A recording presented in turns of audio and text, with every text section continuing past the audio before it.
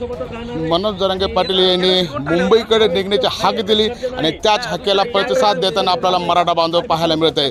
आज 10 वाजताच्या दरम्यान मनोज जरांगे पाटील हे मुंबईकडे कूच करणार आहेत। ज्या प्रकारे मनोज जरांगे पाटलांनी मराठा बांधवांना हाक दिली होती त्या हाकेला साथ देताना आपल्याला पाहायला मिळते। त्यांनी हे देखील सांगितलं होतं की आज गणपती उत्सव सुरू होणार आहे, आजपासून गणपती बसणार आहेत। त्याचप्रमाणे आपले गणपती घ्या, आपण अरबी समुद्रात टाकू, मुंबईला नेऊन टाकू। त्याचप्रमाणे आपण पाहू शकतो या ठिकाणी जे आहे तर मनोज जरांगे पाटील यांनी ज्या प्रकारे सांगितलं त्याचप्रमाणे आपण पाहू शकतो की या ठिकाणी आता गणपती देखील गाडीमध्ये घेतलेला आहे आणि हा गणपती घेऊन मुंबईकडे कूच करणार आहेत। आपण पाहू शकतो की मुंबईला ते 1.5 दिवसाचा गणपती बसवला जातो, त्याचप्रमाणे हा गणपती देखील असणार आहे। आता मनोज जरांगे पाटील किती दिवस उपोषणाला बसणार आहेत, किती दिवस थांबणार आहेत, त्यामुळे आता तो गणपती त्या दिवशी विसर्जित केला जाणार आहे। त्यामुळं खेड्यापाड्यातून देखील मोठ्या संख्येने बांधव जे आहेत आता आंतरवाली सराटीकडे कूच करताना आपल्याला पाहायला मिळतं। आपण पाहू शकतो या ठिकाणी जे आहे आता गणपती बसलेला आहे, गाडीमध्ये घेऊन आलेले आहेत आणि मनोज जरांगे पाटील आता 10च्या दरम्यान इथून प्रस्थान करणार आहेत, मुंबईकडे निघणार आहेत। त्यामुळे मराठा बांधव जे आहेत मोठ्या संख्येने या ठिकाणी जमा झाले देखील पाहायला मिळते। आपण चर्चा करणार आहोत त्यांच्यासोबत की दादा काय सांगा, हा गणपती कुठून आलेला आहे आणि कसं त्याचं नियोजन राहणार आहे? हा गणपती आपण मनोजदादा जरांगे पाटलाच्या आदेशानुसार मुंबईला घेऊन जाणार आहे। हा गणपती आम्ही जालन्याहून आणला होता, जालन्याहून आज इथं आंतरवालीतून याचं प्रस्थान करून याची स्थापना करून मुंबईला निघणार आहे। जसे प्रत्येक गणपती उत्सवाला प्रत्येकाला अधिकार आहे, मुंबईतल्या लालबाग असो, प्रत्येक गणपती कोणताही गणपती असो द्यायचा त्याला जसा अधिकार आहे तसा आमचाही अधिकार आहे। त्यामुळे आम्ही यंदाचा गणपती आमच्या वाहनात नेऊन आम्ही मुंबईच्या अरबी समुद्रात विसर्जन करणार आहे। मला सांगा, आता आज आपण इथून तुम्ही निघणार आहेत मुंबईकडे, गणपती उत्सव जो आहे तर 7 ते 8 दिवसाचा असतो आणि 2-3 दिवसामध्ये जर मनोज जरांगे पाटलाच्या मागण्या मान्य झाल्या तर हा आपण गणपती तो विसर्जित करणार आहेत का? नाही, गणपती उत्सव 7-8 दिवसाचा असतो, पण काही कोकण भागात 3 दिवसाचा आहे, 5 दिवसाचा आहे, 7 दिवसाचा आहे, असे भरपूर प्रकारचे असतात। त्यामुळं ज्याच्या याच्यावर असतं विसर्जन केव्हा करायचं काय करायचं। आमचा गणपती विसर्जन आम्ही टायमावर म्हणजे असं ज्या सिच्युएशननुसार आम्ही आमचे गणपती विसर्जन करणार।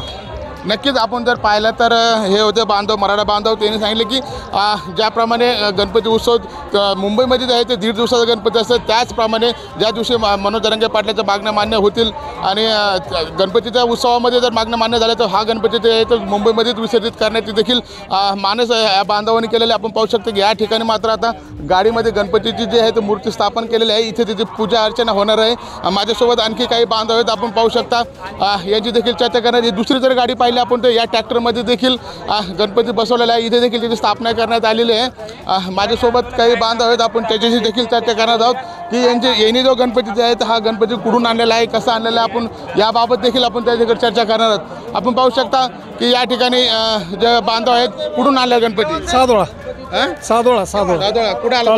तालुका माझा, जिल्हा बीड। काय हा गणपती आता आपल्याला मुंबईमध्ये विसर्जित करायचा आहे का? हो, ग्रामीणचा राजा तिकडे मुंबईला न्यायचं। अच्छा, जसा लालबागचा राजा तसा हा ग्रामीणचा राजा आहे। ग्रामीणचा राजा। कुठून आला तुम्ही? सादोळा तालुका माझा, जिल्हा बीड। मनोज जरांगे दादांनी सांगितलं होतं की आपले गणपती आहेत आता मुंबईला घेऊन चला। हा, मग निघालोत ना घेऊन, पाटलांचा आदेश आहे, समुद्रात जायचे।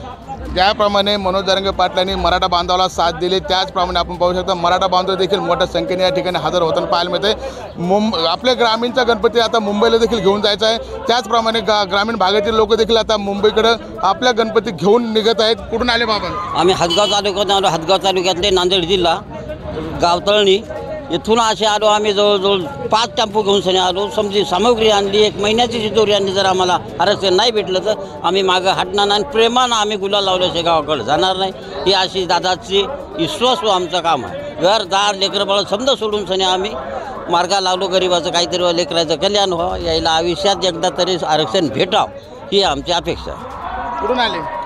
आम्ही इथलेच आहे। अच्छा, आपण पाहू शकता की नांदेड असेल, महाराष्ट्राच्या प्रत्येक कानाकोपऱ्यातून मराठा बांधव जे आहेत आता आंतरवालीकडे कूच करताना आपल्याला पाहायला मिळतात। अवघ्या काही मिनिटांमध्ये आता मनोज जरांगे पाटील निघण्याची घोषणा करणार आहेत। तत्पूर्वी आता आपण जर पाहिलं तर मराठा बांधव या ठिकाणी जमा व्हायला सुरुवात झालेली आहे। अनेक गाड्यामध्ये जे आहे ते गणपती जे गावाकडला गणपती घेऊन मुंबईकडे निघणार आहेत आणि ग्रामीणचा गणपती आता मुंबईमध्ये विसर्जित होणार आहे।